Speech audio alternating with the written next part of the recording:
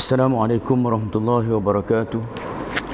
Alhamdulillahi rabbil alamin, wassalatu wassalamu ala asyrafil anbiya'i wal mursalin wa ala alihi wa sahbihi ajma'in.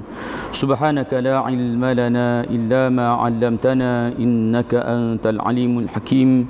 Rabbi shrah li sadri wa yassir li amri wahlul 'uqdatam min lisani yafqahu qawli. Amma ba'd.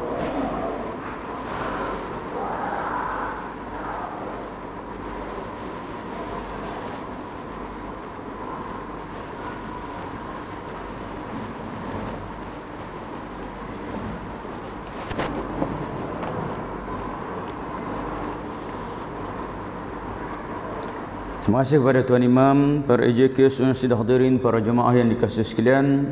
Qala Allah Subhanahu wa ta'ala fi muhkami kitabih ba'da a'udzu billahi minasyaitonir rajim. Bismillahirrahmanirrahim. Inna a'tainakal kautsar fashalli li rabbika wanhar. Inna syani'aka huwal abtar. Shadaqallahul azim. Marilah sama-sama kita bersyukur kepada Allah Subhanahu Wa Taala kerana dapat kita bersama-sama pada malam ini untuk kita teruskan perbincangan kita, teruskan pengajian kita. Mudah-mudahan usaha kita yang sedikit ini akan dipandang besar oleh Allah Subhanahu Wa Taala. Tuan-tuan dan puan-puan sedang hadirin, para jemaah yang dikasihi sekalian, biasanya pada hari ini ataupun pada hari Khamis, minggu yang keempat, kita baca kitab Tauhid, Faridatul Faraid fi Ilmil Aqaid. Kitab Faridah, orang Melayu kita panggil kitab Faridah. Kitabnya nipis saja dan kita telah pun hampir sampai ke penghujung. Namun begitu, ada sedikit permintaan daripada kalangan tuan-tuan sekalian untuk saya tukar sikit malam ni. Saya tukar sikit, tinggalkan dulu kitab Faridatul Faraid dan kita berbicara hari ini berkaitan dengan al-udhiyah, iaitu korban yang bakal kita sama-sama akan buat nanti. Daripada tajuk ini, untuk bahagian korban ini, saya pilih untuk saya bacakan kepada tuan-tuan satu kitab yang namanya Al-Mu'tamad fil Fiqhil Asy-Syafi'i, iaitu kitab dinamakan dengan kitab Mu'tamad dalam fiqh mazhab Syafi'i. Kitab ni merupakan kitab yang dipilih pendapat-pendapat yang kuat dalam mazhab Syafi'i untuk kita jadikan sebagai asas dalam pembelajaran kita. Kalau kita belajar terus empat mazhab jadi bengong, dia panggil. Belajar terus empat mazhab jadi pening kita. Sebab apa? Pendapat-pendapat tersebut kadang-kadang kita rasa banyak. Bila mana kita tidak ada asas yang kuat, maka kita akan susah untuk faham, susah untuk ingat pendapat-pendapat yang pelbagai, dan kadang-kadang ianya memeningkan kita. Kita tak dapat tidak kena bergantung kepada para fuqaha ini, para ulama-ulama fiqh ini, untuk kita faham perkara-perkara berkaitan dengan agama kita. Tak cukup untuk kita ambil Quran dan hadis, bukan kerana Al-Quran dan hadis itu ada cacat celah, tetapi yang cacatnya adalah kita. Al-Quran dan hadis yang banyak yang ada pada kita, lebih daripada 6,000 ayat Al-Quran dan juga hadis, terdapat lebih daripada 6 kitab sahih. Cukup banyak untuk kita jadikan sebagai perlembagaan hidup kita. Cukup banyak untuk kita jadikan sebagai panduan hidup kita. Tetapi yang cacatnya adalah kita, tuan-tuan. Kita tidak mampu untuk memahami dalil-dalil tersebut. Kita tidak mampu untuk menggabung jalin perintah-perintah Allah Subhanahu wa ta'ala. Kita juga tidak mampu untuk memahami dalam bentuk perintah-perintah tersebut manakah yang wajib dan manakah yang sunat. Maka kerana itu kita sangat-sangat memerlukan bantuan ulama fiqh ini, khususnya ulama-ulama mujtahid yang diperakui sepanjang zaman, yang mana imam-imam yang hebat sendiri pun mengikut para ulama mujtahid ini. Imam Bukhari contohnya, orang yang kita kira paling hebat di bidang hadis, bermazhab Syafi'i, tuan-tuan. Imam Bukhari mazhab Syafi'i. Jadi kalau setakat ada PhD hadis tidak mazhab tu, Saya tak reti nak kata apa. Setakat mengaji hadis mungkin 4-5 tahun dan tidak berpegang kepada mazhab, nak berpegang kepada Al-Quran dan hadis sahaja dan nak menganalisis sendiri, maka ni satu kepincangan yang nyata pada pemikiran seseorang itu, kerana mungkin dia merasakan dia mampu untuk memahami dalil-dalil tersebut. Jadi kita yang merasa agak lemah, maka kita berpandukan kitab-kitab para ulama ini. Mudah-mudahan apa yang kita fahami itu adalah sebagaimana yang dikehendaki dalam agama kita. Okey, itu sebagai mukaddimahnya. Kita terus kerana perbincangan agak panjang juga tuan-tuan. Kita teruskan dengan tajuk ini, iaitu pertamanya al-udhiyah syar'an. Apa dia yang dinamakan sebagai korban ini dari sudut pengertian syarak, iaitu disebutkan dalam kitab ini binatang-binatang seperti lembu, seperti unta, kambing dan juga kibas atau biri-biri yang disembelih sebagai taqarrub. Kita sembelih itu kerana kita nak mendekatkan diri kepada Allah Subhanahu wa taala fi yaumil Eid wa ayyamit tasyrik, dan sembelihan itu kita lakukan pada hari raya haji dan hari-hari tasyrik. Kita lakukan pada 10 Zulhijjah, 11, 12 dan 13 itu dinamakan sebagai hari-hari tasyrik. Maknanya kita ada masa selama 4 hari untuk kita menjalankan aktiviti korban. Bukan semata-mata, bukan sahaja pada hari pertama, bahkan 1, 2, 3, 4 itu adalah termasuk dalam hari-hari yang kita disunatkan untuk melakukan ibadat korban. Dalilnya ayat yang saya baca tadi, cuma kita nak ambil potongan pada ayat yang kedua. Allah SWT nyatakan kepada kita, fasalli li rabbika wanhar, hendaklah kamu menunaikan solat kepada Tuhanmu, dan seterusnya wanhar, hendaklah kamu berkorban. Perkataan wanhar itu memberi makna korban sebagaimana yang kita sebutkan pada hari ini. Dalil daripada hadis pula sabda Nabi sallallahu alaihi wasallam, anna Rasul, daripada Anas radhiyallahu anhu menyatakan bahawa Rasulullah sallallahu alaihi wasallam kana yudhi bikabshaini. Rasulullah SAW pernah berkorban dengan 2 ekor kibas. Apa dia kibas ni? Kibas tu nak lebih kurang nampak tak biri-biri lah tuan-tuan. Sebab di environment kita, suasana tempat kita, kita tak jumpa binatang yang kita namakan sebagai kibas ini.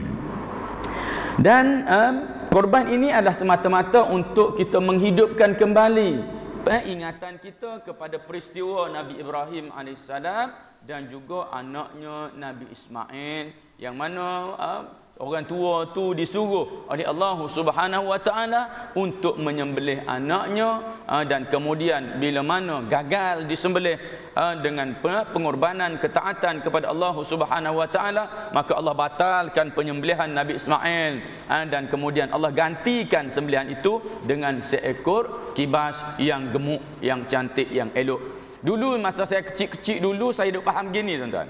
Saya faham Allah tukarkan Nabi Ismail tu dengan kambing. Saya faham tiba-tiba Nabi Ismail bertukar jadi kambing. Dulu zaman budak-budak. Jangan faham gitulah. Allah bukan tukar dia, jelmakan dia daripada manusia jadi kambing dak. Allah ganti terus. Daripada Nabi Ismail tak jadi dah korban tu, maka Allah ganti dengan binatang korban yang lain. Okey, terus. Yang seterusnya dipanggil hukum udhiyah. Hukumnya disebutkan sebagai sunnatun muakkadah. Sebagai sunat muakkad.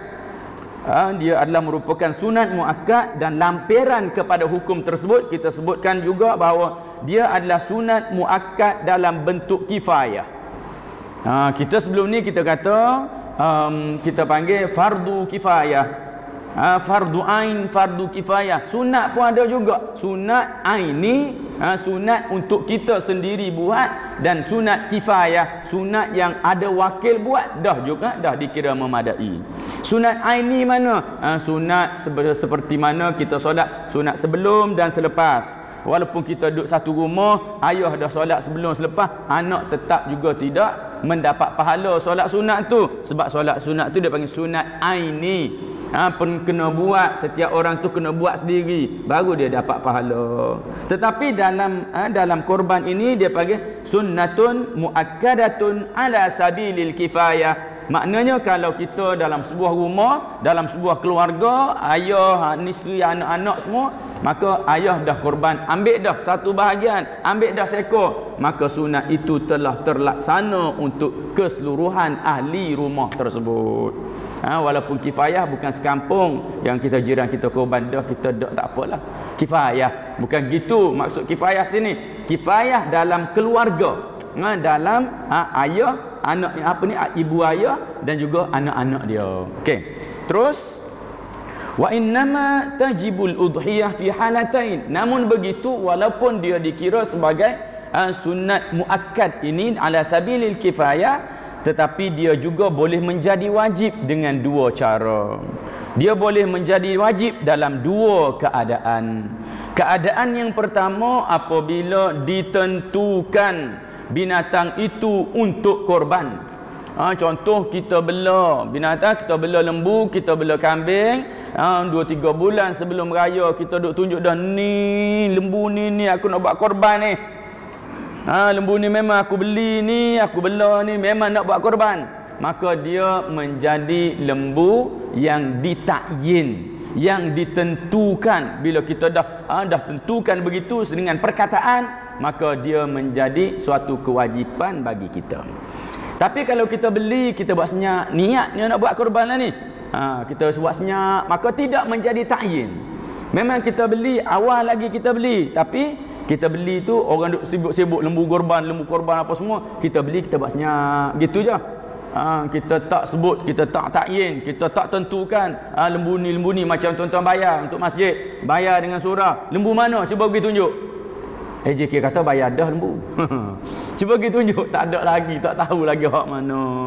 Jadi bilanya ditentukan, bila mana nak disembelih, hak ni lah, hak ni pagi tu lah baru tahu, ataupun semalam tu baru tahu lembu tu untuk kita korban. Maka tidak dikira sebagai takyin selama mana tidak disebutkan secara jazam, tidak disebutkan secara bersungguh bahawa inilah lembu yang akan aku korbankan esoknya. Bila dah ditentukan sebegitu, maka dia menaik taraf daripada sunat muakkad kepada hukum wajib. Keadaan yang kedua yang menjadikan korban itu suatu kewajipan apabila dia bernazar. Tambah power lagi pada niat dia. Dia sebut, nazar ni kena sebut, aku bernazar bahawa lembu ini akan aku korbankan pada hari raya ini. Bila disebutkan dengan perkataan nazar, maka jadilah lembu itu sebagai lembu korban nazar. Jadi dikata dalam dua-dua keadaan wajib ini, yasbahu hukmul adhiyah wal hukmu fil hadi wal manzur fi rukubiha wujubi zabiha wa dhamanu talafiha wa itlafiha idza qasara. Iaitu apabila kita dah jazam, kita dah bersungguh dalam dua keadaan tadi dah jadi wajib. Kalaulah lembu itu mati, maka kita kena ganti hak lain. Lembu itu hilang, kita kena ganti hak lain. Dalam bahasa fiqh dia panggil dhaman. Dhaman maknanya kena ganti, kena jamin. Kena ada jaminan untuk lembu tadi. Begitu juga jaminan ini mungkin saya akan sebutkan di bahagian hadapan nanti, iaitu kalaulah kita sembelih, tiba-tiba hak kita letak dalam plastik itu, nak bagi dengan orang lain, orang fakir miskin, tiba-tiba lamari seekor anjing gap ambil buat lagi. Buat lagi tu kita tahu sekilo dia buat lagi. Kena ganti sekilo tu. Kena ganti sekilo tu. Sebab apa? Dia adalah korban wajib. Begitu juga kemungkinan dimakan oleh anak-anak kita atau orang yang berada di bawah tanggungan kita, maka kita kena ganti daging tersebut kerana dia adalah korban wajib yang mana kita tidak boleh memakannya. Okey, tu beza wajib dengan yang sunat. Yang sunat kita sunat makan. Yang kurban wajib maka kita tidak boleh makan walau sedikit pun daripada hasil pendaging korban tersebut. Kemudian kita masuk kepada bahagian seterusnya, al-mukhatibu bil udhiyah. Siapa yang diminta atau disuruh atau disunatkan untuk berkorban? Satunya orang itu Islam. Yang kedua orang itu baligh. Yang ketiga orang itu berakal. Yang keempat, orang itu istita'ah, orang itu mampu. Ni syarat global dia panggil. Kalau dalam ibadat 1, 2, 3 tu syarat global, iaitu Islam, baligh, berakal. Ni syarat yang paling banyak dalam mana-mana syarat ibadat. Dan ditambah sini istita'ah, iaitu mampu sebagaimana haji. Bagaimana kemampuan dalam haji? Bagaimana kemampuan dalam kita menunaikan zakat fitrah? Semua tu mungkin kita dah tahu. Tapi kemampuan dalam menunaikan korban ini, iaitu kita mempunyai lebihan. Kita ada duit lebih lagi. Kita ada harta atau duit yang lebih lagi setelah kita buat kira-kira. Kita buat kira-kira perbelanjaan kita, perbelanjaan anak dan orang di bawah tanggungan kita untuk hari raya kedua, raya ketiga, raya keempat, ataupun dipanggil dengan hari tasyrik. Hari raya campur dengan hari-hari tasyrik, 4 hari itu kita buat kira-kira duit kita. Cukuplah untuk belanja anak-anak isteri kita ni, ada lagi 600 lebih pada itu. Maka jadi sunat pada orang itu untuk menunaikan korban pada tahun itu. Okey. Tapi kita ambil ra'i jugalah. Kalau dalam satu rumah mungkin kita kata duit tak berapa nak banyak mana, ada lebih lah. 600 tu ada. Tapi satu rumah tu dah berkorban. Maka kita ambil atas dasar al-fardu, ataupun kita ambil atas dasar sunat muakkad kifayah tadi. Bila mana dah berkorban seorang, maka hilanglah sunat muakkad tadi. Tapi ada lagi sunatnya, bukan tak ada. Tapi dia dah turun sikit power dia tadi. Tuntutan tadi tidak lagi kuat pada kita untuk kita menunaikan ibadat korban bila dah ada wakil untuk menunaikan ibadat tersebut. Jadi saya ulang balik, syaratnya ada 4, iaitu Islam, baligh, berakal dan berkemampuan untuk menunaikan ibadat korban itu. Yang mana berkemampuan kita terjemah dengan perbelanjaan dia untuk 4 hari. Okey, settle. Ada lebih lagi 600. Maka sunatlah dia menunaikan ibadat korban itu. Al-udhiyah bil an'am. Lalu dihuraikan pula tajuk seterusnya, berkorban dengan binatang yang dinamakan al-an'am dalam bahasa Arab. Kita panggil binatang ternakan. Apa dia binatang al-an'am ini? Iaitu unta, lembu, kambing, dan juga keluarga-keluarga dia. Keluarga-keluarga dia yang jenis jinak. Saya baca satu persatu di sini. Dia kata unta, lembu, kambing, liqaulihi azza wa jalla wal yadhkuru ismallahi alaihi ala ma razaqahum min bahimatil an'am. Hendaklah kamu mengingati Allah dengan apa yang Allah berikan rezeki kepada kamu, mim bahimatil an'am. Ada perkataan al-an'am ujung tu, iaitu daripada binatang ternakan yang kamu ternak, yang kamu bela. Kalaupun kita tak bela, orang lain bela, maka dia panggil binatang ternakan. Wal an'am, dikata al-an'am ini meliputi hazihil asnaf as-salasah, iaitu termasuk 3 jenis ni. Dia kata jami'u anwa'il ibil, semua jenis unta. Semua jenis unta, tak kira unta kecil, unta besar apa semua, kalau ada jenis-jenis unta, maka semuanya boleh dijadikan korban. Wa jami'u anwa'il baqar, semua jenis lembu. Wa minhal jamus, termasuk dalam lembu kerbau. Masuk dalam lembu itu adalah kerbau. Wa jami'u anwa'il ghanam, dan semua keluarga kambing, iaitu ad-dha'nu wal ma'zu wa anwa'uhuma. Ad-dha'nu iaitu jenis biri-biri, al-ma'zu ataupun budak-budak kalau bahasa Arab panggil kambing ma'zin. Kambing ma'zin. Kambing ma'zin mana? Kambing kampung tu. Ad-dha'nu tu kambing hak putih, hak bulu tebal tu. Al-ma'zu atau ma'zin ini hak jenis kampung. Maka dia ada beza sikitlah kedua-dua tu. Jadi kan wa anwa'ihima, dan anak beranak dia, anak beranak dua-dua tadi tu, maka boleh dijadikan sebagai korban. Wala yujzi'u ghairul an'am, tidak diterima selain daripada al-an'am ini, min baqaril wahshi wa hamirihi wadh-dhaba wa ghairihima, iaitu tidak diterima lembu liar. Apa dia lembu liar? Mungkin kalau kita kata lembu liar ni jenis seladang ke, jenis gitu.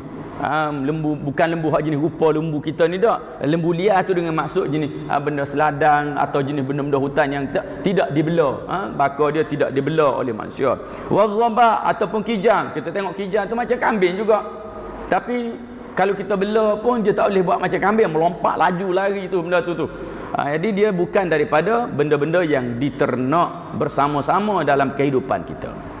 Wa yajuzu tadhiyatu fil an'am bidzakari wal untha. Ini antara poin dia juga, iaitu harus untuk kita berkorban dengan binatang yang namanya al-an'am ini dengan yang jantan dan betina. Dengan yang jantan dan betina harus boleh dua-dua. Walaupun kita duduk tengok tak ada pun orang heret hak betina bawa balik ke surau masjid kita untuk korban, tapi nak cerita hukumnya boleh berkorban dengan lembu atau binatang al-an'am ini, tak kira jantan ataupun betina. Lima rawat an ummi kurzin anin nabi sallallahu alaihi wasallam annahu qala anil ghulami syatani wa anil jariyati syatun. Disebutkan bahawa sabda Nabi sallallahu alaihi wasallam untuk anak-anak lelaki dia kata 2 ekor kambing, wa anil jariyah untuk anak perempuan 1 ekor kambing. Cerita ni dia kata dalam bab akikah. Kalau cerita dalam bab akikah maka korban pun sama kata ulama. Walaupun hadis tu khususnya penceritaan berkaitan dengan akikah, tetapi boleh ditarik fahaman tersebut kepada bahagian korban. Faham ulama gitu, jangan kira faham kita. Saya nak potong terus benda gini. Tak kira faham kita tu hak masalahnya. Ulama faham dengan dia tulis sekali wa hadza fil aqiqah, bab ni hadis ni dalam bab aqiqah fayadullu ala jawazihi fil udhiyah, maka ia menunjukkan dalil boleh juga dalam bab korban. Okey, dia kata gitu kita terima. Wa tujzi'ul banana al wahidah awil baqaratul wahidah an sab'atin sawa'un kanu min ahli baitin aw buyut. Dan korban ini kalau kata unta dan lembu, unta dengan lembu dan keluarga hak besar-besar ni lah, kita kata maka dia boleh berkorban untuk seorang. Kita nak ambil seekor lembu kita seorang ataupun untuk 7 orang. Sama ada dia dalam satu keluarga ataupun macam yang kita buat hari ni, daripada mari ceruk mana tak tahulah, hak nombor 1, nombor 2, orang tu orang ni apa semua, dengan niat yang berbeza pun tak ada masalah. Dengan niat berbeza, kita nak korban, kawan ni nak akikah, kawan ni nak daging saja, tu terpulang, tak ada masalah, masing-masing dengan niat yang tersendiri. Wal udhiyatu bil badanah afdal minal baqarah li'annaha a'zam minha fil lahmi. Berkorban seekor unta lebih afdal berbanding lembu kerana unta lebih besar daripada lembu. Tu yang alasan dia. Daging dia lebih banyak daripada daging lembu. Maka hak jenis daging banyak lebih afdal berbanding dengan yang daging sedikit. Wal baqarah afdal minasyah, dan juga lembu lebih afdal daripada kambing. Ini ambil sekor-sekor. Li'annaha bisub'in minal ghanam, kerana kalau kata lembu tadi umpama 7 ekor kambing. Wasyatun afdal min musyarakati sab'ati fi badanatin au baqarah, dan seekor kambing lebih afdal daripada ambil satu bahagian dalam unta atau lembu. Seekor kambing lebih afdal daripada kita mengambil satu bahagian daripada unta atau lembu. Itu li'annahu yanfaridu bi iraqatid dam, alasannya pula kerana kalau seekor-seekor ni kita tersendiri dalam mengalirkan darah dia. Kita sembelih nyawa dia tu maknanya bukan kata nyawa milik kita, haknya hak kita lah. Kita mengorbankan nyawa tadi, hak kita seorang-seorang kita aja, maka itu lebih afdal. Wadda'nu afdalu minal ma'zi, dan hak jenis biri-biri itu lebih afdal berbanding dengan yang jenis kambing kampung, yang jenis yang kita kata bukan kibas ataupun bukan biri-biri. Wa yustahabbu tadhiyah bis-saminah li'annaha afdalu min ghairi saminah, dan yang afdalnya juga dia kata yang gemuk berbanding dengan yang kurus. Dalam kitab ni dia tak sebut kurus, tidak gemuk dia sebut gitu. Yang gemuk lebih afdal dari yang tidak gemuk. Tuan-tuan, dia nak jaga sebab apa dia nak nanti sebut ni. Hak kurus tak sah. Dia nak nanti sebut ni. Ujung duduk depan tu. Dia kata hak gemuk, hak lebih gemuk lebih afdal dari hak tidak gemuk. Padahal kita kata tak gemuk kurus tak, duduk tengah lain. Hak kurus lain, tak gemuk lain. Okey. Syurutul udhiyah, syarat untuk korban. Tadi syarat orang. Ni syarat untuk melakukan ibadat korban, lebih kepada syarat pada binatang. Pertamanya disebutkan tadi, binatang itu mesti al-an'am. Cerita dah habis dah tadi, saya dah cerita. Yang keduanya kita tengok umur dia. Umur dia iaitu pertama, kalau unta maka umur dia mesti 5 tahun. Dan nak masuk 6, makna sempurna 5 tahun, masuk tahun ke-6 baru layak dijadikan binatang korban, itu unta. Yang keduanya al-baqar wal ma'zu an sanatain, iaitu lembu, kerbau dan juga kambing kampung, maka dia kena cukup 2 tahun masuk tahun ketiga. Sebab tu bela kambing kampung rugi, kena bela lama baru cukup masa untuk korban.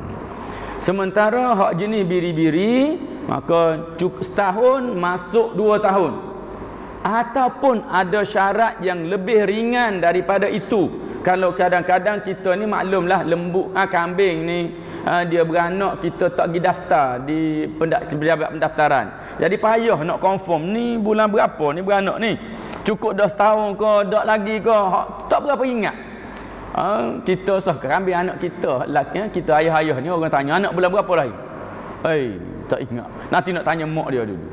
Gitulah perangai kita lelaki, benda-benda gitu tak ingat, memang payah nak ingat pun. Benda-benda pandai tambah-tambah, anaknya 7, 8, 10. Hak ni bulan berapa, hak ni bulan berapa, bini marah semua sebab tak ingat anak. Okey, terus.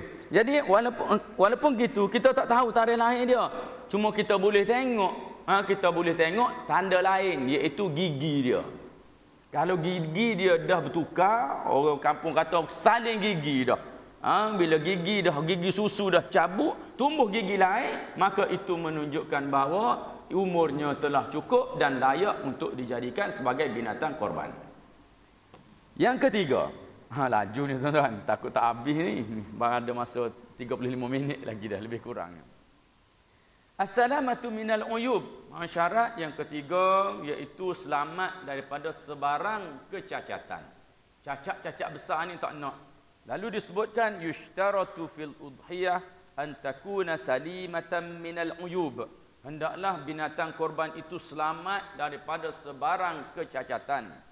Cacat mana? Allati tanqusul lahm, iaitu yang utamanya cacat yang mengurangkan daging fil hal wal ma'al, pada masa tu ataupun masa depan dia. Cacat dia tadi akan mengurangkan daging, li'annal maqsud minal udhiyah al-lahm, kerana maksud daripada korban itu nak daging lah. Kalau korban-korban tengok-tengok daging tak ada, tulang saja ada, tak puas hati. Memang kita tak nak gitu. Jadi maksud kepada korban tu, daging itu yang nak dijadikan, nak dibahagi, daging itu yang nak dimakan. Sebab tu daging tu dijadikan sebagai keutamaan. Fala tujzi'ul awra, wala tujzi'ul awra walal umya, tidak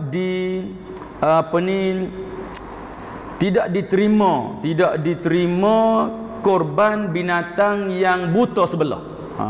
Aurak ni dia panggil catching ataupun buta sebelah. Wal umya, atau buta dua-dua.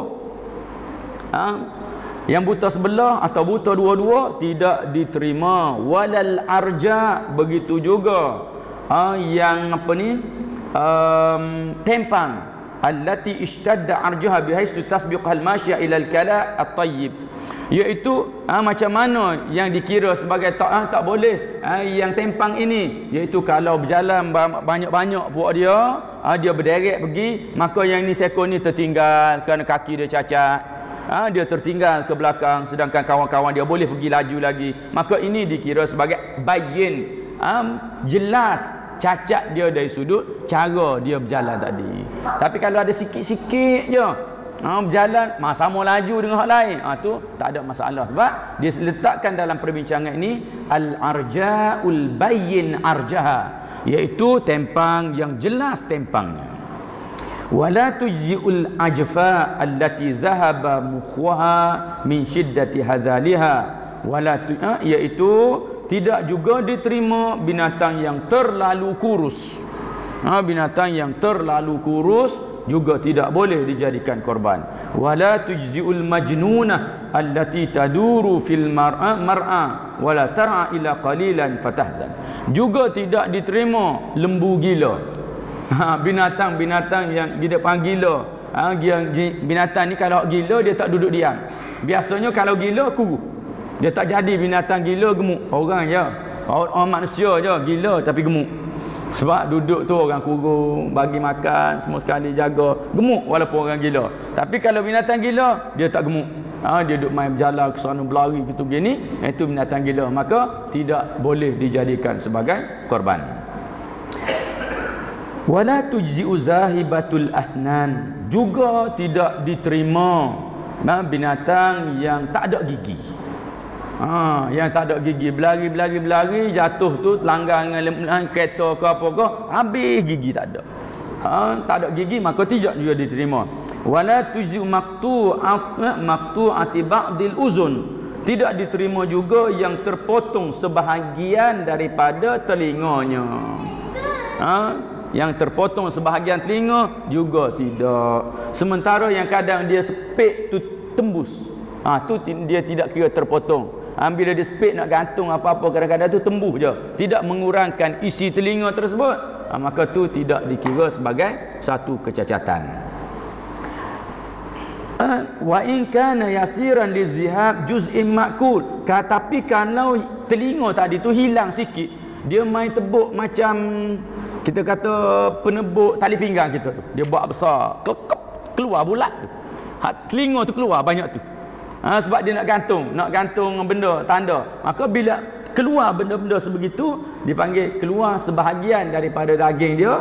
Disebutkan di sini wa in kana yasiran, sekalipun sedikit, kita potong telinga tadi sikit je, lizihabi juz'im ma'kul, kerana hilangnya bahagian yang boleh dimakan. Wa kadza maqtu'atu kullil uzun, lebih-lebih lagi lah kalau terpotong semua telinga. Wa kadza makhluqah bila uzun, ataupun dia telinga tak terpotong tapi beranak-beranak tak ada telinga dah, tak boleh juga.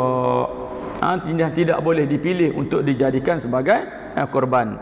Wala tujzi'u maqtu'ati ba'dil lisan, juga tidak diterima yang lidahnya terpotong, separuhnya terpotong. Li'annahu yadurru lihudusi ma yu'sar fi naqsil lahmi, kerana ia memberi kesan pada kurangnya daging bila mana kita korban. Wala tujzati maradin bayyin, tidak juga diterima yang sakit. Lembu tu tak kurus lagi tapi sakit dah dia, nampak duduk tak apa-apa nak makan dah, kita berkata sedang molek lah ni, sedang molek lah, nak raya dah ni, kita pun tahan-tahan sikit, bila masuk raya kita pun korban, dianya sakit dah, tak boleh bangun dah, maka tidak diterima yang sedemikian. Wala zatajir bin bayyin qalilan kana au kasiran, ataupun jenis lembu ada kurak. Lembunya gemuk tapi ada kurak, nampak kurak, orang tengok pun rasa geli rasa.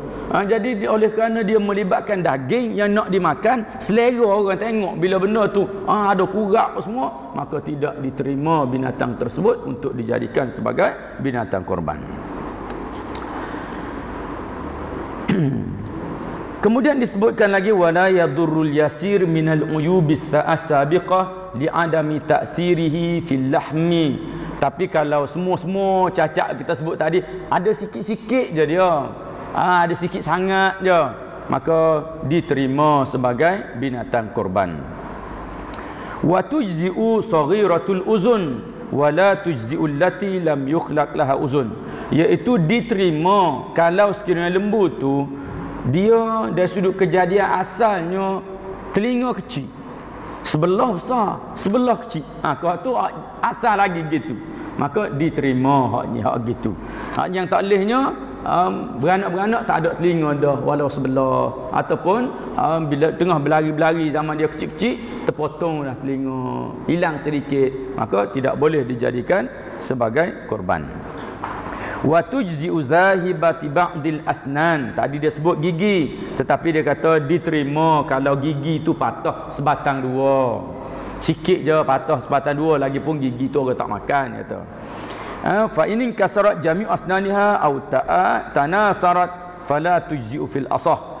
Maka kalau patah banyak gigi, banyak gigi ataupun gigi tu nampak nak tercabut dah semuanya, maka dia fala tujzi'u, maka tidak diterima fil asah. Dalam kitab ni sebut iaitu pada pendapat yang kuat kata tak terima. Bila disebut pada pendapat yang kuat, ada pendapat kedua dalam mazhab Syafi'i yang menerima cacat pada gigi tadi, tercabut gigi. Alasan kerana gigi tidak dimakan, tidak mencacatkan daging dalam korban.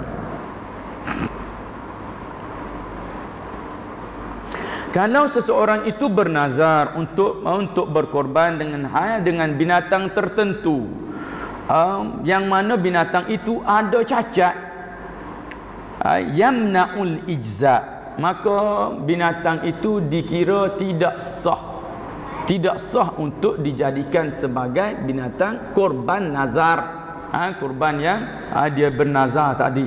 Tetapi lazimahu, tapi dia wajib sembelih. Tak jadi korban, tapi dia wajib sembelih sebab dia dah bernazar pada binatang itu. Dia dah niat pada binatang tu. Dia wajib sembelih, tetapi sembelihannya itu tidak menjadi nazar sebagaimana yang dia inginkan. Lazimahu zabha liltizamihi biha wa yusabu ala dhalik lakinnaha la taqa'u udhiyah. Dan dia diberi pahala kerana menyembelih tadi, tapi dari sudut korbannya tak jadi.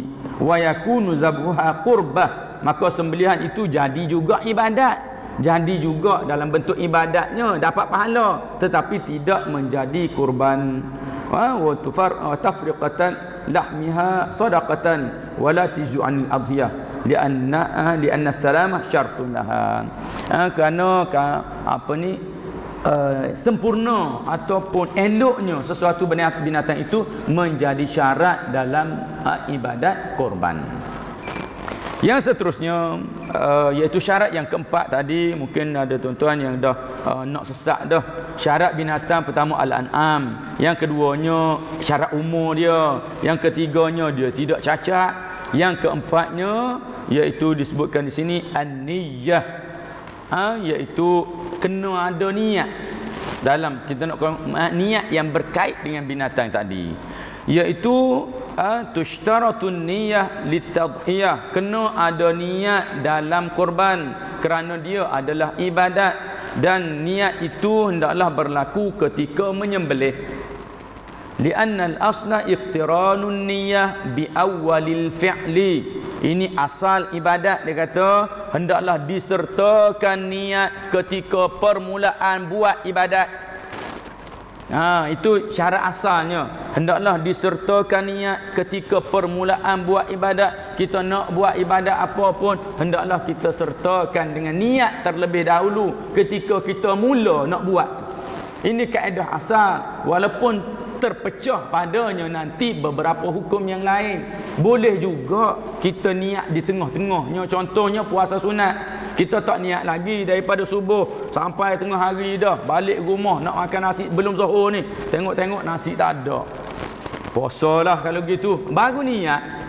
Padahal perbuatan berpuasa tu dah berlaku dari pagi. Tu dibenarkan untuk puasa sunat. Tapi asal perbincangannya, setiap perkara yang kita nak buat awal-awal tu kena ada niat. Okey. Illa idza sabaqa ta'yinu syah lil udhiyah fayakfi dhalika fi niyyah, kecuali binatang yang telah ditentukan.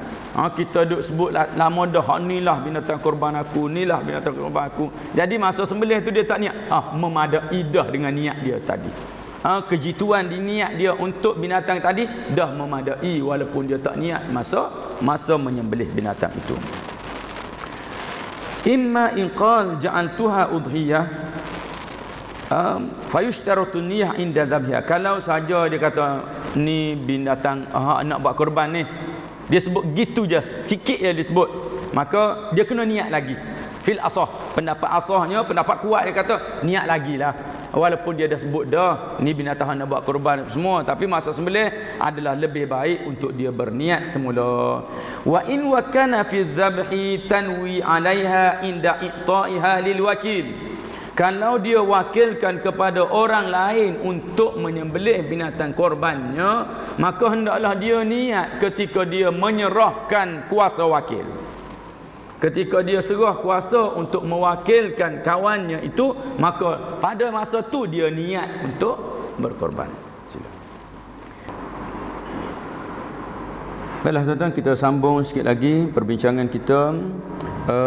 Jadi niat tadi kita, kalau kita wakilkan kepada seorang, maka kita ketika mana kita serahkan kuasa wakil, maka kita sertakan dengan niat untuk kita korbankan.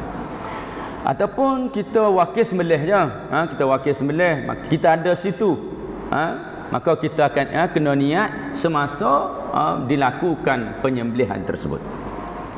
Dan banyak-banyak tadi satu perkara yang saya tertinggal dalam bab cacat, iaitu sekiranya kita tengah nak korban, kita duk tarik sana tarik sini, ikat kot tu ikat kot ni, lembu jatuh patah kaki. Dia jatuh patah kaki, atau dia jadi cacat masa kita duk tengah nak pisah, duk tengah nak jadikan dia korban, tak nak sembelih tadi, jadi cacat dia, maka la tujzi'u alal asah, maka pendapat yang kuatnya kata tidak sah dijadikan korban. Makna dia kata, dia bawa contoh sini, iaitu dia kata li anna arja' inda dhabhi, dia jadi tempang ketika menyembelih, fa ashbaha law inkasarat rijla syatin, maka dia kata kalau sekiranya dalam keadaan ni, dalam keadaan kita kata dia ni kita duk tengah ikat dia apa semua, dia jadi cacat, dia patah kaki, dia apa semua sekali, maka dia tidak boleh lagi dijadikan binatang korban mengikut pendapat yang asah dalam mazhab Syafi'i. Mana kalau ada orang kata boleh tu, dia guna pendapat yang kedua. Okey. Disamakan dengan sekiranya lembu tadi patah kaki, kita bila lembu patah kaki sehari dua sebelum raya, maka kita pun terus niat dia nak jadikan korban, juga sama dengan kes tadi. Walaupun kita duk tengah nak sembelih, dia jadi cacat, maka tak terima, diumpamakan hak jenis cacat sebelum, hak jenis patah dah sehari dua hari sebelum tu juga tidak boleh dijadikan sebagai binatang korban.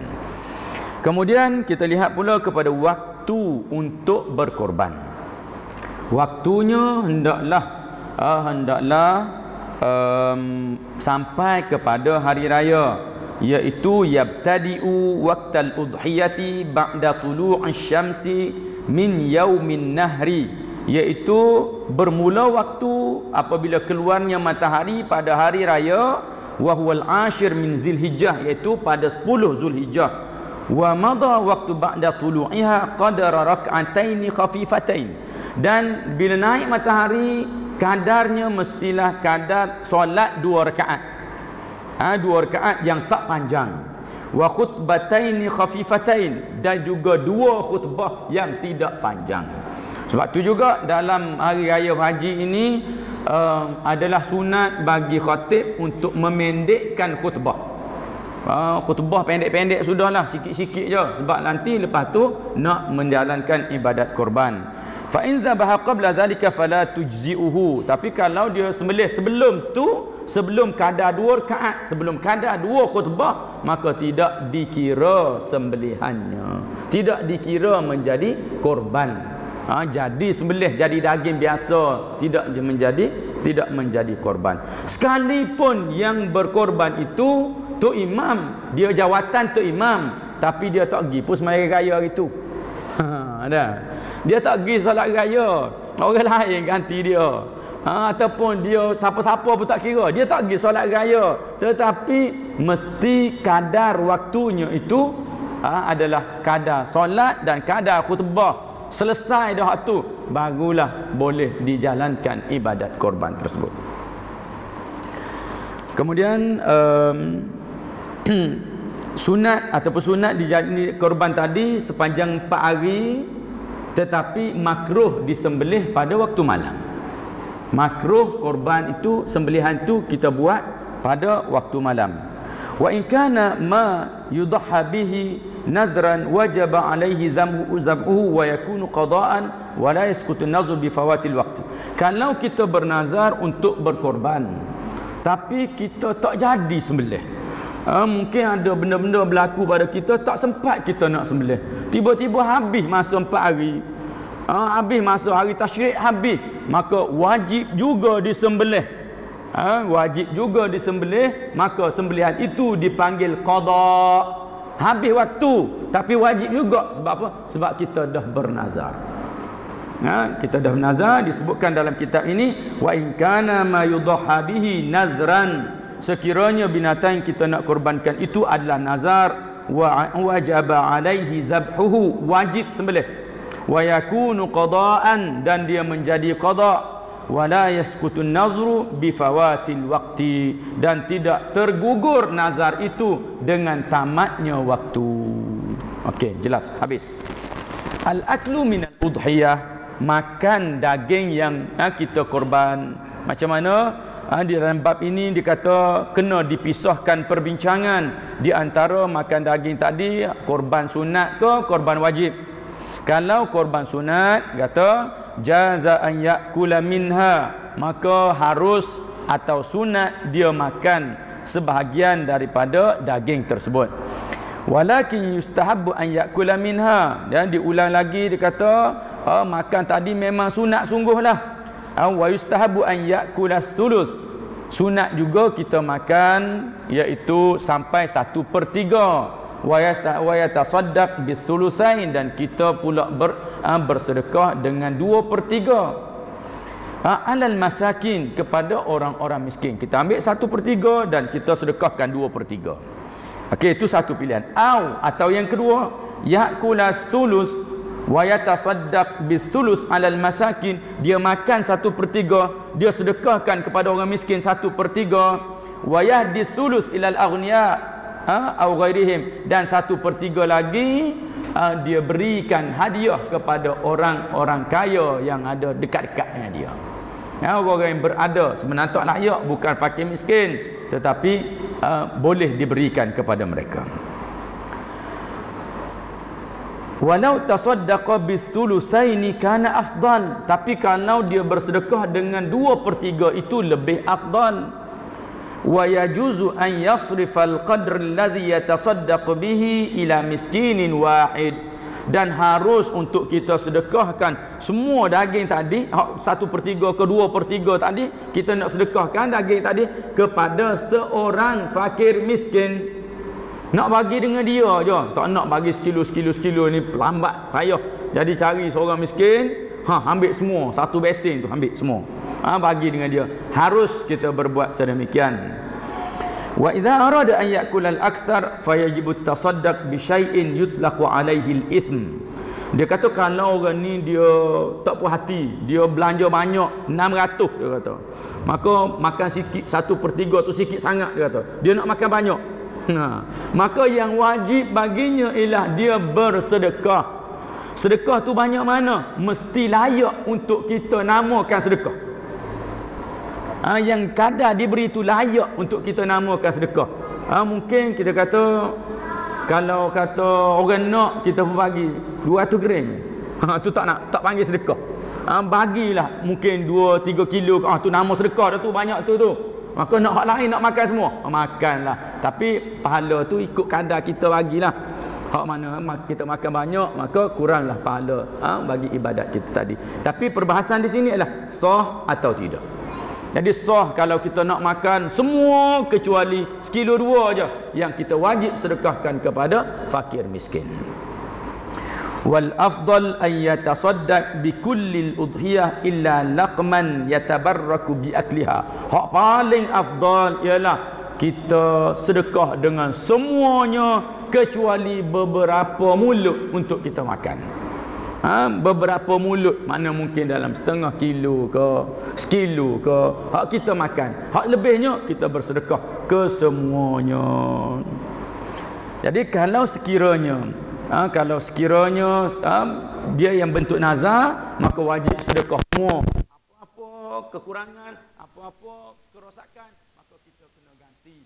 Anak-anak kita pun tak boleh makan daripada hasil korban yang wajib tersebut.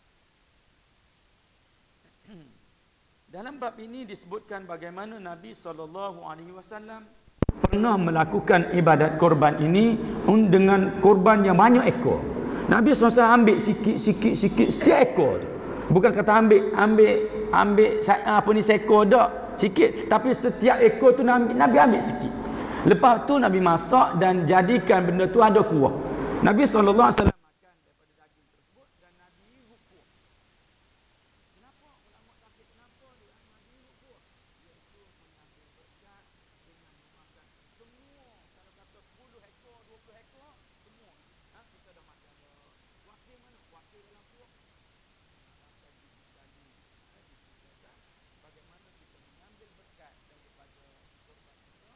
Kalau kita berpeluang untuk berkorban banyak-banyak ekor, maka walaupun 10 ekor, 20 ekor, kita ambil lah.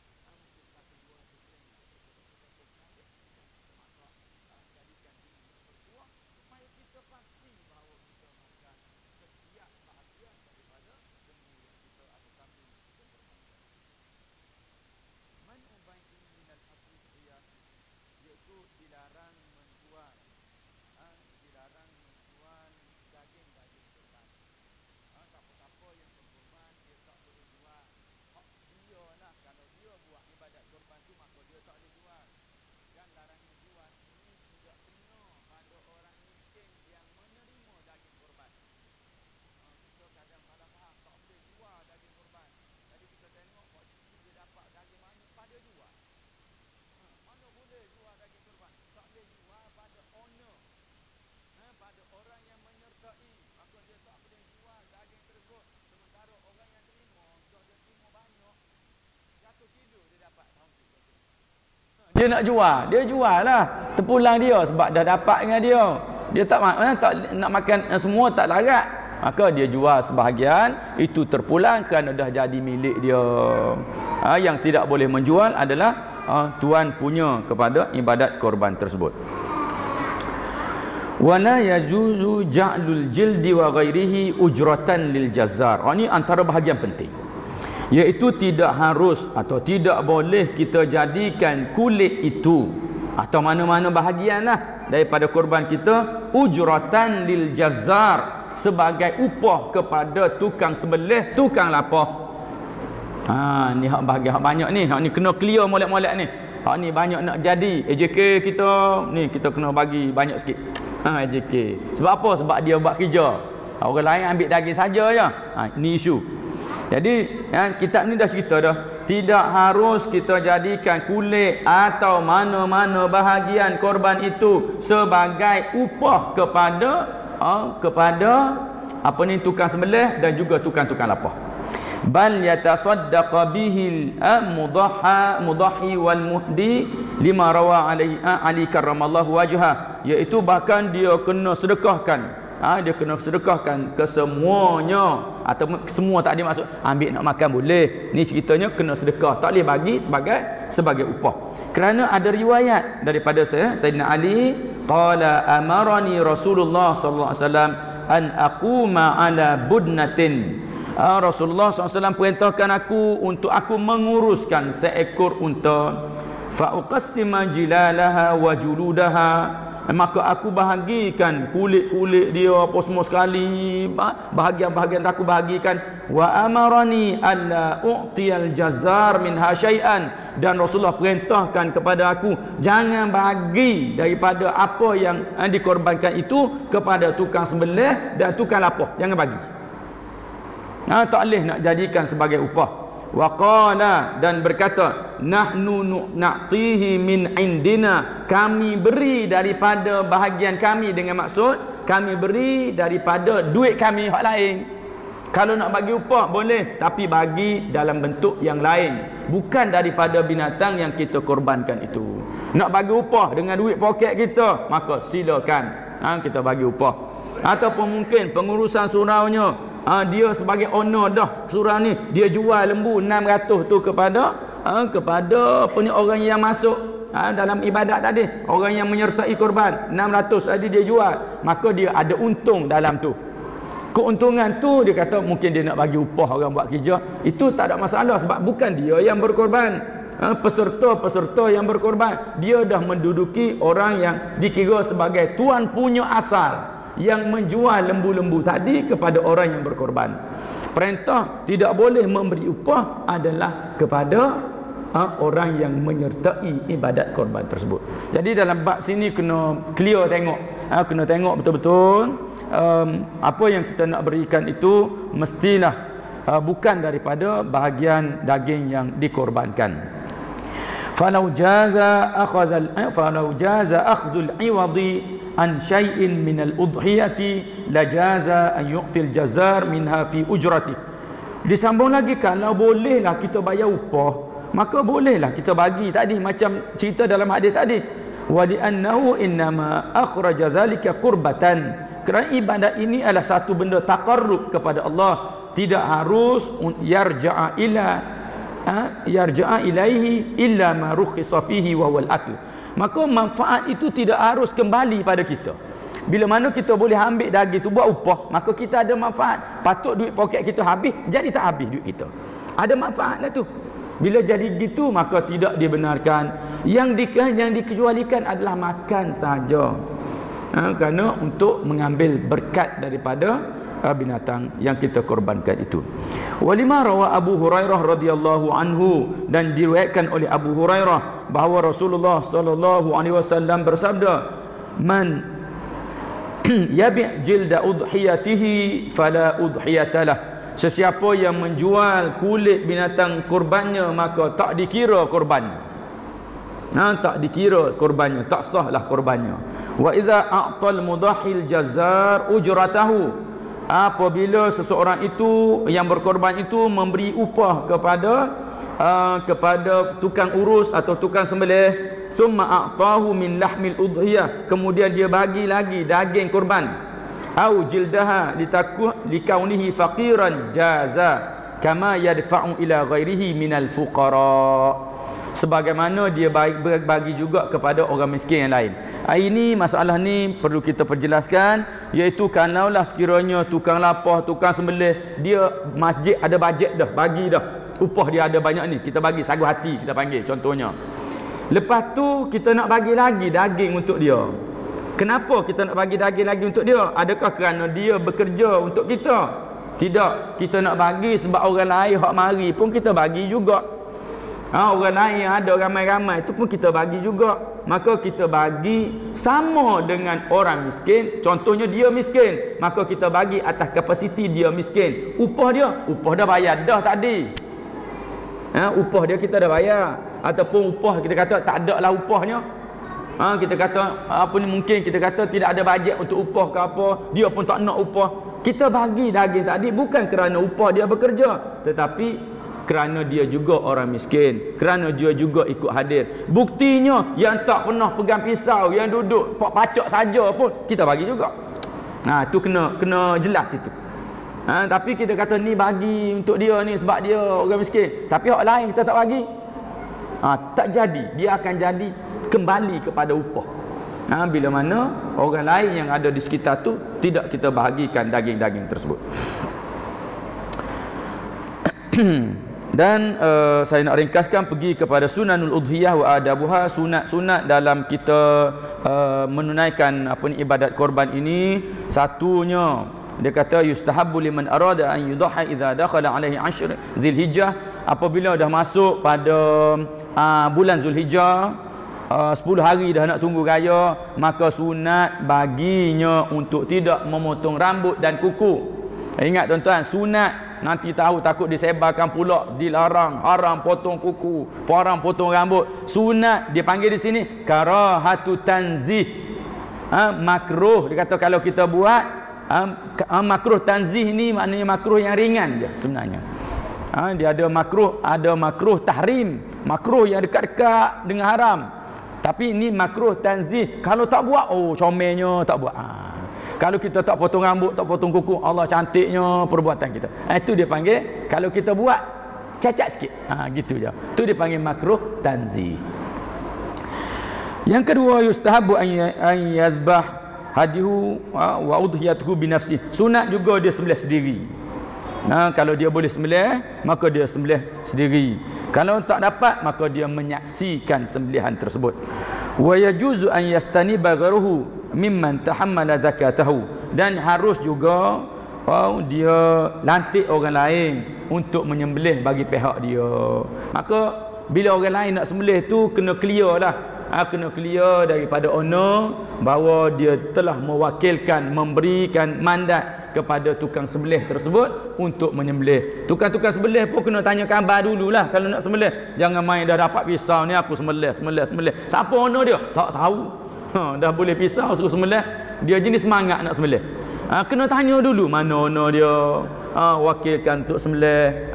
Keizinan sembelih tu penting untuk kesempurnaan dalam ibadat korban kita.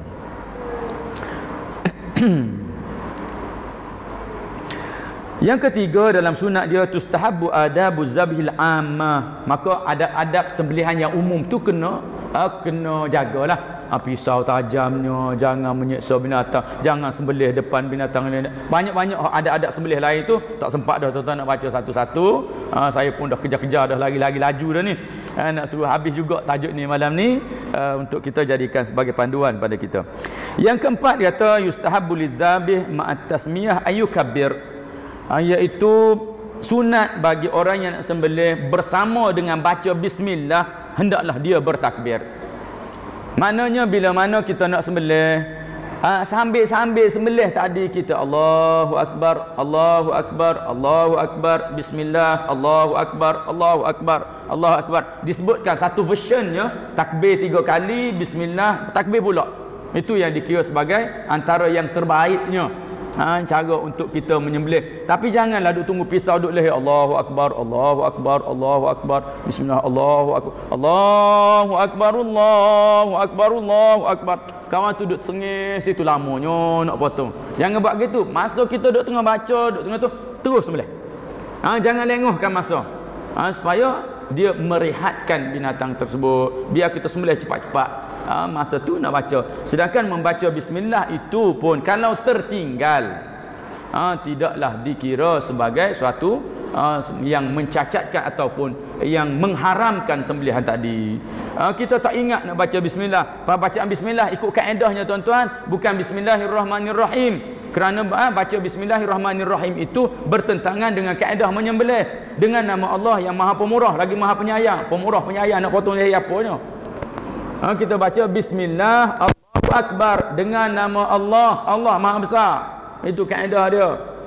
Dengan nama Allah kita sebutkan bahawa kalau kira kesian-kesian juga, tapi bila nak makan Allah perintah potong, Allah perintah sembelih, maka perintah Allah itu lebih besar.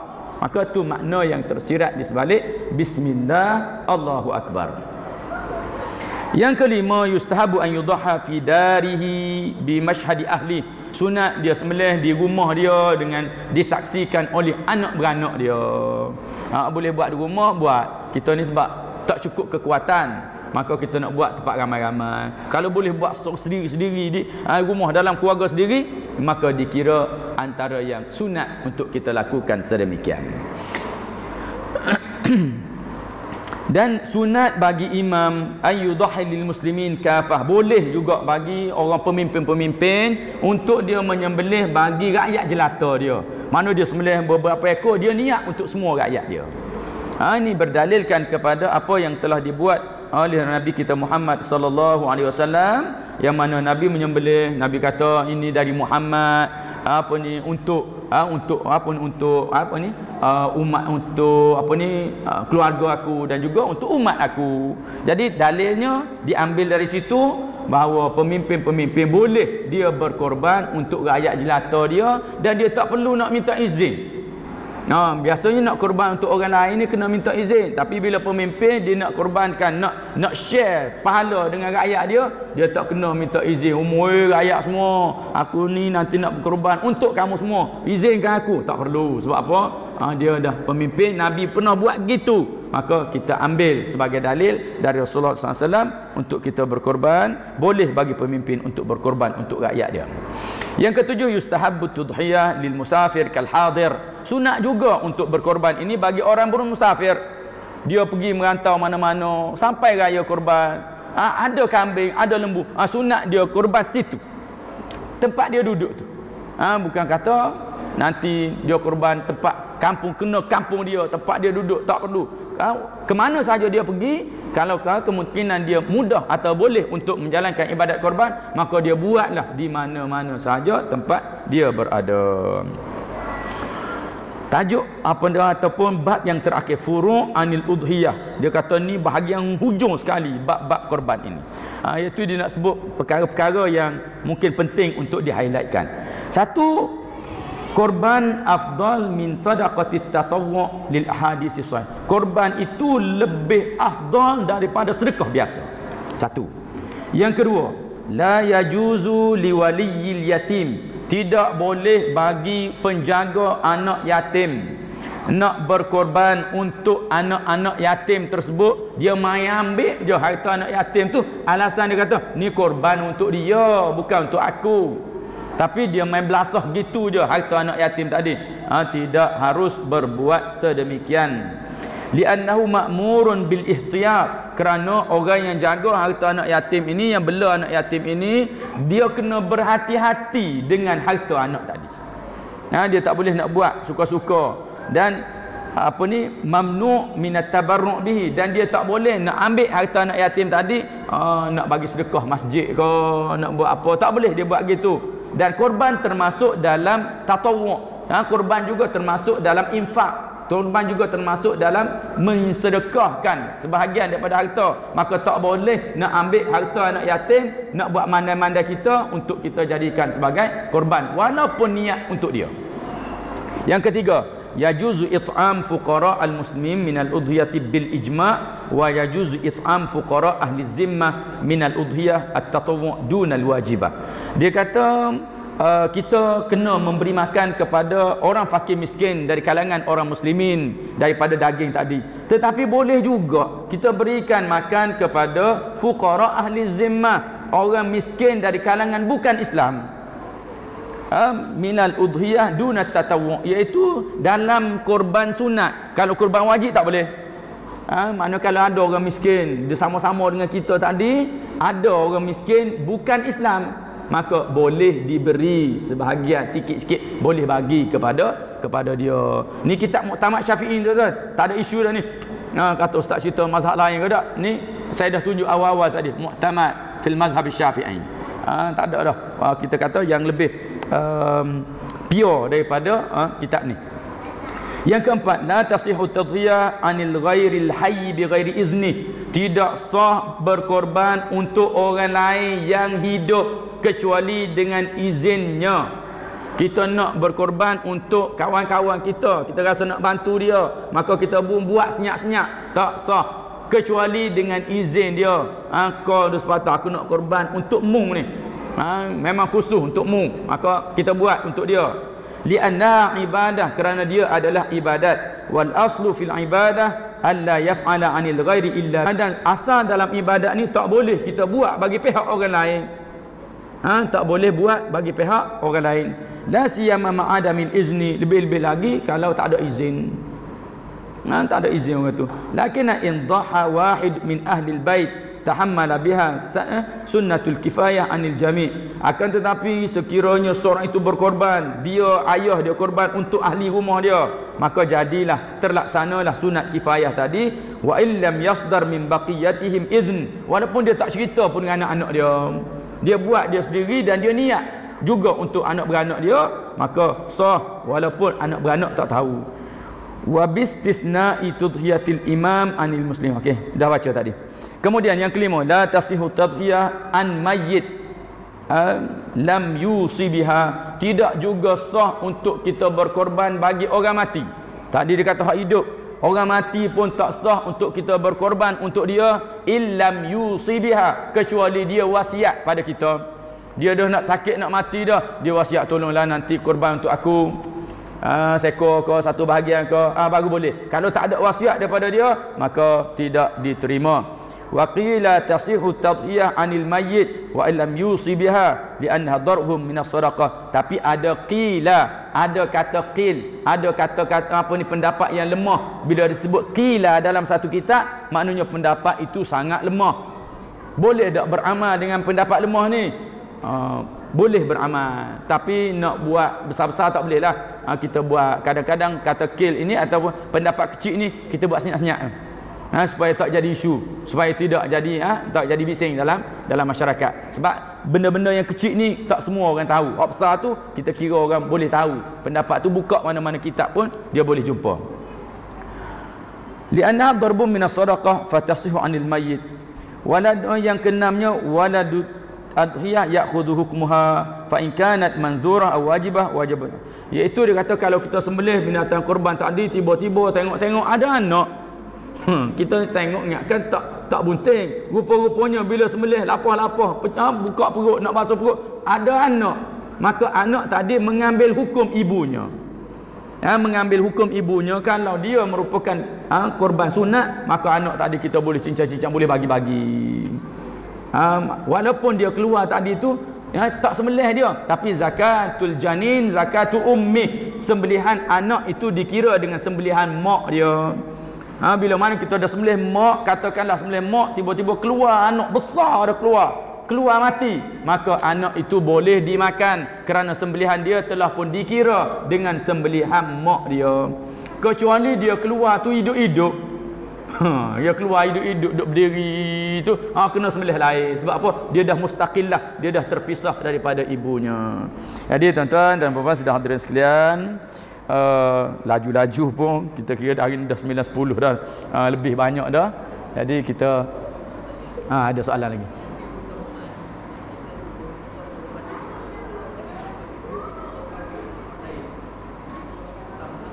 Okey, sebenarnya tadi dah terjawab kita nak korban tempat kita ke nak korban tempat lain. Tadi kan dia kata afdalnya kita sembelih di rumah kita sendiri, anak beranak kita tengok tu lebih afdal.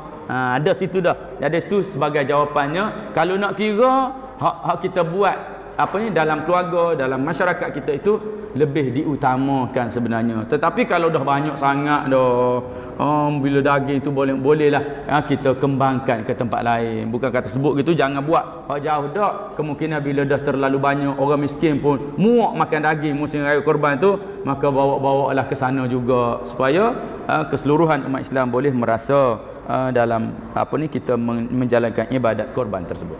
Jadi aku qouli hadza wa astaghfirullahal azim li wa lakum. Wassalamu alaikum warahmatullahi wabarakatuh. Allahumma tahhir qulubana minan nifaq wa a'malana minar riya wa alsinatana minal kadhib wa a'yunana minal khiyanah wa an yuwaffiqana lima radih wa an yaj'ala mustaqbala halina khairan mimma madih. Rabbana atina fid dunya hasanah wa fil akhirati hasanatan wa qina adzaban nar. Walhamdulillahi rabbil alamin. Qabbalallahu minkum.